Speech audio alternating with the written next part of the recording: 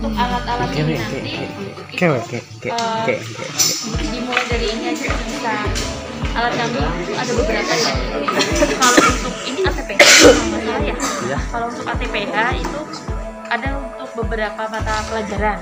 Bisa untuk teknologi benih, fisiologi tanaman, bisa juga untuk pengamatan tanah gitu. Nah, nanti kita coba satu-satu ya. Untuk nanti misalnya masih ada yang mau ditanyakan bisa langsung tanya jawab aja. Nah, fungsinya untuk mengaduk dan memanaskan larutan. Biasanya digunakan untuk larutan stok tuh biasanya kalau misalnya butuh campuran 2 larutan. Nah, itu daripada kita mengaduk, biasanya kan memang dari laboratorium itu ada untuk mengaduknya. Nah, biasanya pakainya ini. Gelas, saya lupa. Gelas biasa aja itu kanan, kirinya teman-teman. Ada 2 knob di sini. Ini untuk suhu dan ini untuk stirrernya. Nah, kenapa di sini dinamakan magnetik? Karena ini magnet. Dan ini nanti panas karena untuk memanaskan larutan. Biasanya kan misalnya larutannya itu sudah dicampur di dalam, biasanya pakainya glass breaker ya ibu ya. Tuh.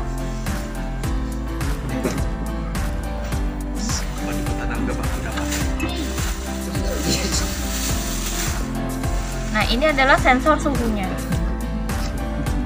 Alatnya tinggal dinyalakan.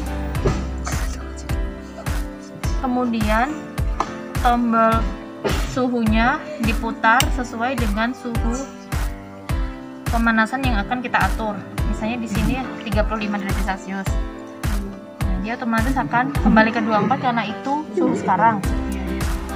Yang sebelah kanan ini untuk mengatur putaran stirrer. Nanti iya kecepatan putarannya Pak.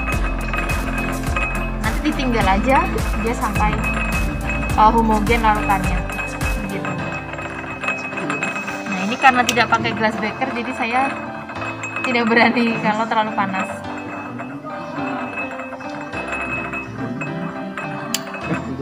Sampai di sini ada yang mau ditanyakan? Langsung gak paham. Mana? Aduh.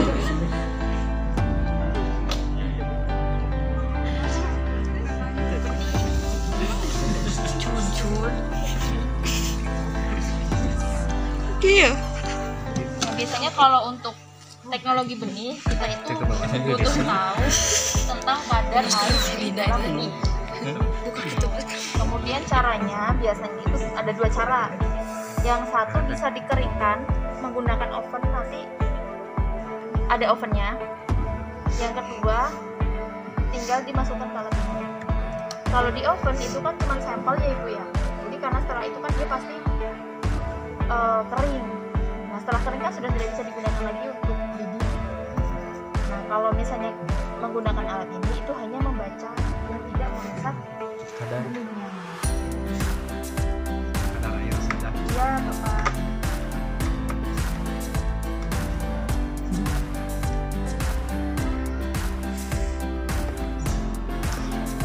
Jadi sampai Selamat di sana meja. Asisten, ada asisten. Nah, nanti alatnya seperti ini. Ini ada corong untuk tempat menaruh benihnya.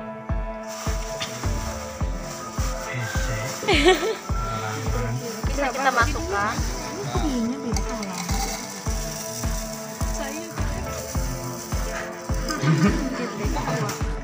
Kemudian ditaruh di sini.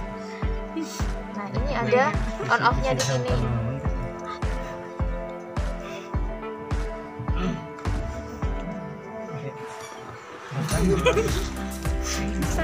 Kalau ini kan ada ibu nggak kelihatan ya, ini kan ada P7. P7 ini adalah kode komoditas. Nanti tinggal dibaca di sini. Kalau misalnya padi, bisa di sini adalah P1. Nanti tinggal cari aja P1. Kelihatan. Iya. Tuh, P1 kemudian di oke. Ini langsung dibuka, Bu. Ditekan aja.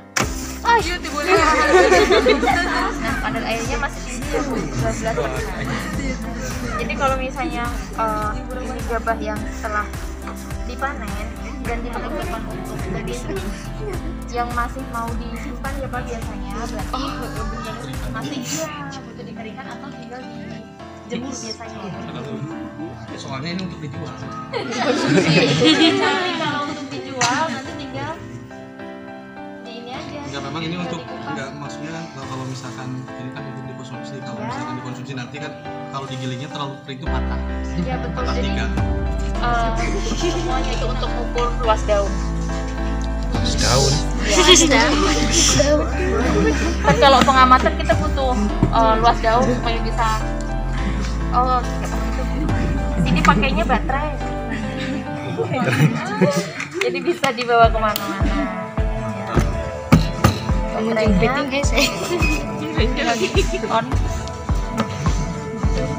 ditunggu sampai menu.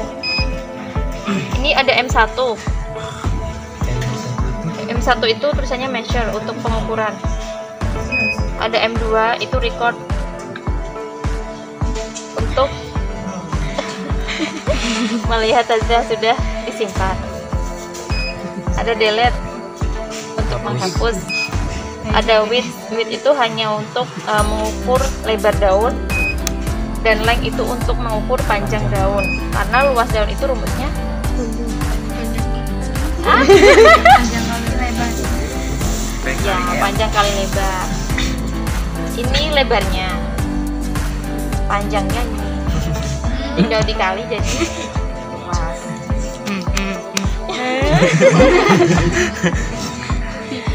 Nanti di measure kita enter.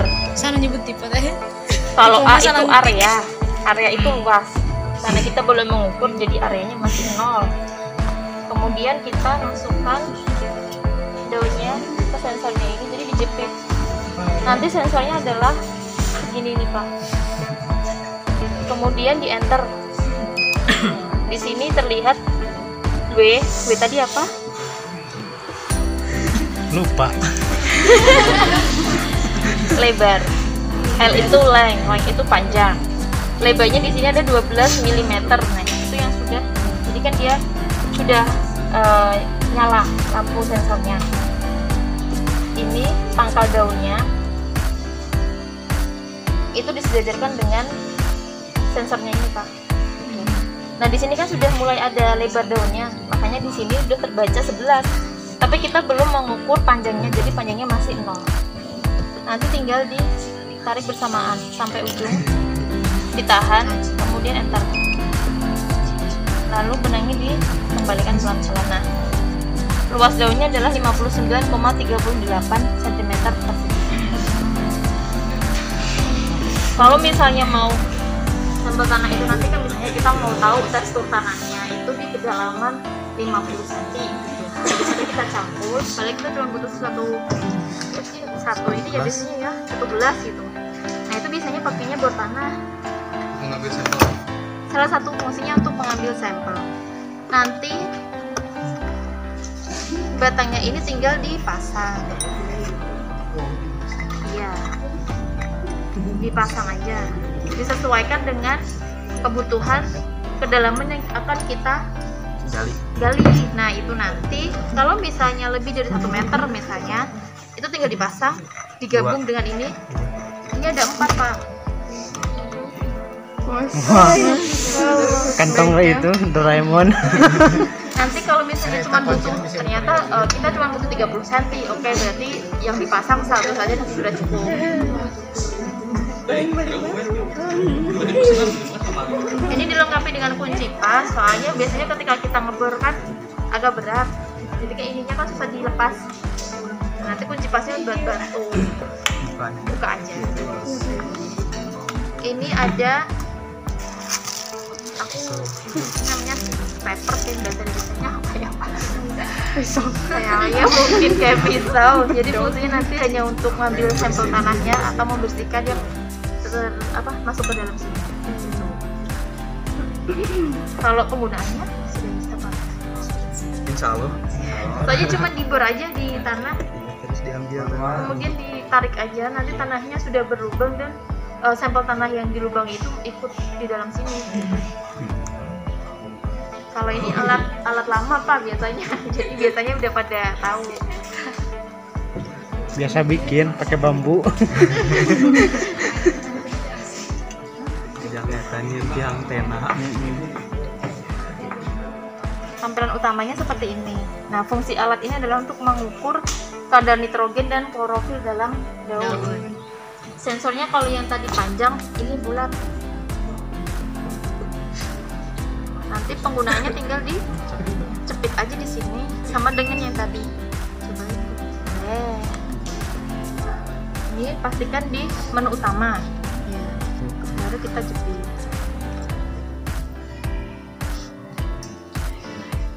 Sampai berbunyi. Nah, jadi kelihatan dua kali. Jadi klorofilnya adalah 65 dan nitrogennya 20. Kalau klorofil 65 lumayan tinggi sih. Soalnya dia daunnya kan terlihat aja udah hijau gitu. Nanti kalau misalnya ambil daun yang warnanya lebih muda, pasti kadar klorofil dan nitrogennya lebih rendah lagi. Ya, nanti untuk analisisnya bisa.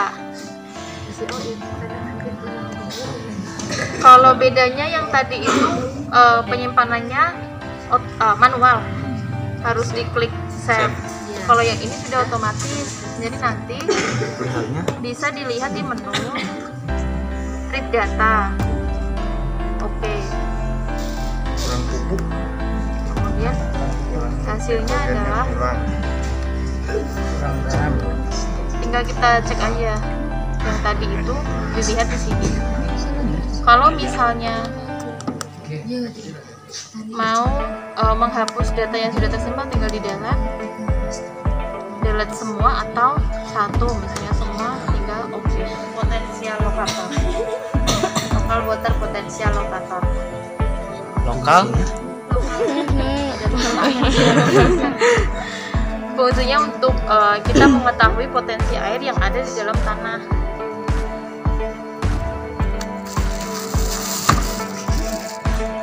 Kalau kita tahu potensi air di dalam tanah, jadi kita bisa menentukan apakah lahan itu butuh pengairan tambahan atau sudah cukup. Ambil tanah. Oh langsung. Kalau ini langsung ke lahan. Ini adalah Cobaan di lahan. iya. Kalau tanah pasti ke lahan. Ini yang dicoba poinnya bisa Apa Bapak?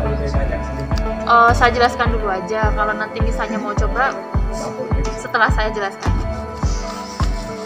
Jadi penggunaan alat ini itu lebih dari 1 hari pengamatannya, karena kita tidak mungkin mengamati air tanah dalam 1 hari. Berarti kan itu tidak valid.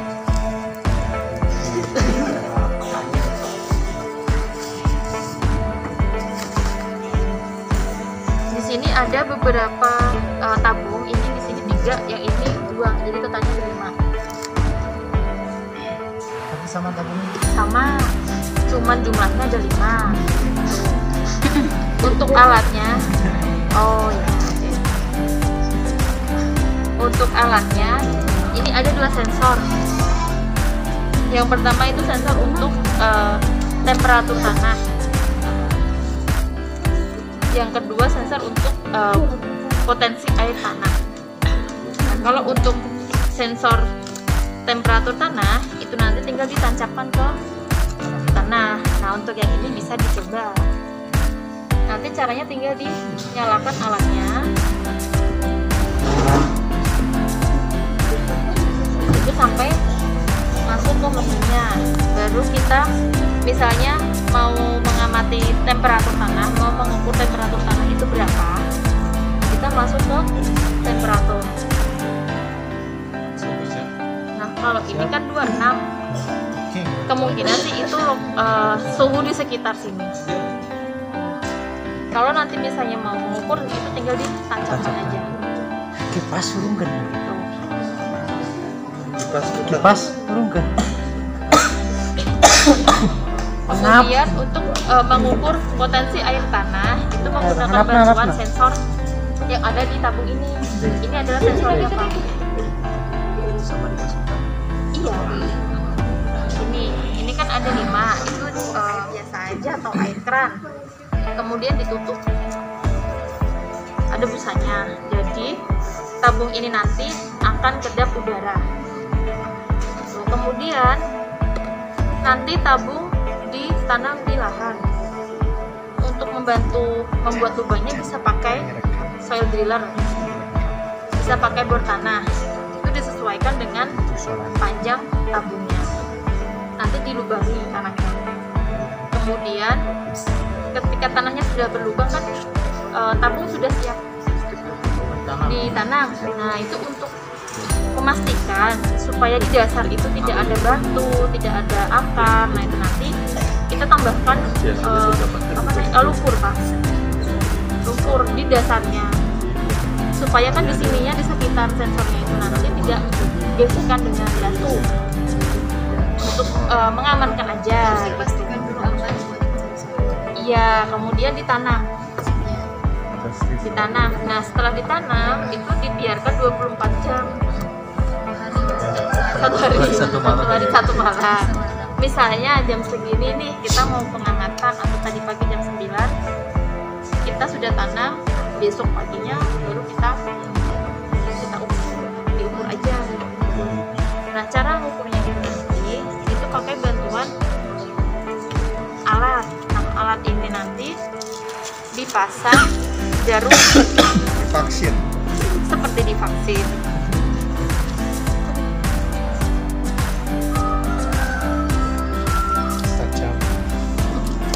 Itu dipasang di sensor untuk mengukur potensi air tanahnya. Posisi tabungnya masih tertanam di tanah. Nanti ini tinggal ditancapkan aja Bu. Sudah disuntikan. Sambil kita lihat di sini, ini yang menu LWP, Local Water Potential. Ini kan 0. Nanti hasilnya bisa dicatat. Hanya seperti itu saja.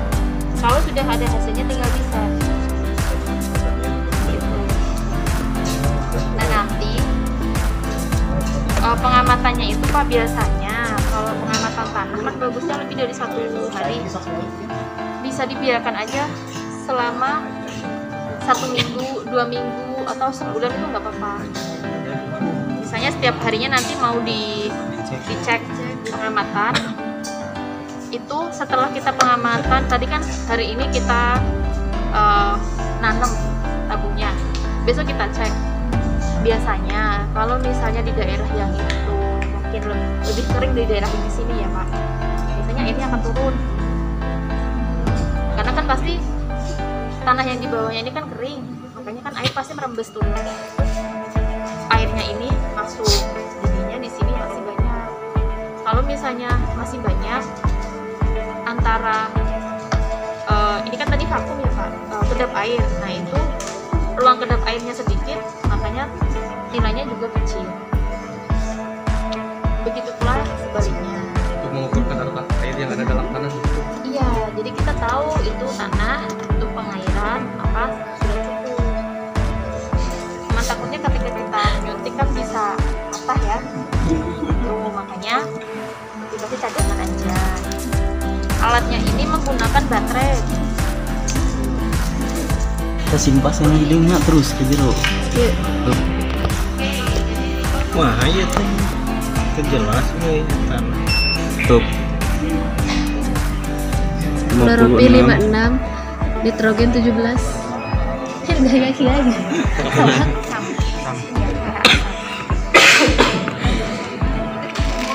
Karena pH-nya asam, jadi yang ada di sini itu adalah sampai pH 7. Karena kalau lebih dari 7 kan dia udah terhitungnya basah. Tinggal ditancapkan aja kita. Keras ya. Iya.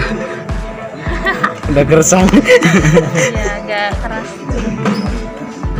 Nah, tadi dia dituju jalan ke kiri sampai stabil, ditunggu sampai stabil. PH. PH ini. Nah, kan tadi kan dituju kan netral. Setelah kita PH tanah. tandakan, oh, ternyata dia bergerak ke kiri. Berarti tanahnya itu Asam. agak asam. Tapi kalau di range-nya 6,4 itu Pak, satu kotak itu 2. Satu kotak 2 Itu berarti. kan 2, 6 lebih 2 berarti Iya. 4. Nah, satu kotak 2 berarti itu 4, 6,4. Dengar rekam suara namanya. Jelas. Netral. Namun Ya. dekat gitu. Itu kanan misalnya kita mau menanam. Kita Rekam kan suarana. juga aktivitas seperti itu. Apa yang dulu? Lihat, Itu jelas.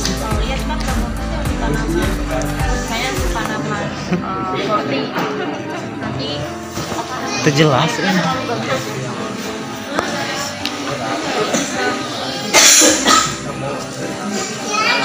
Habib, Ini harus dirapit dulu Pak. Habib ngerekam suarana. Gak ada mikrofon. Bapak bisa rakit supaya nanti bisa paham. Saya mau ngecek.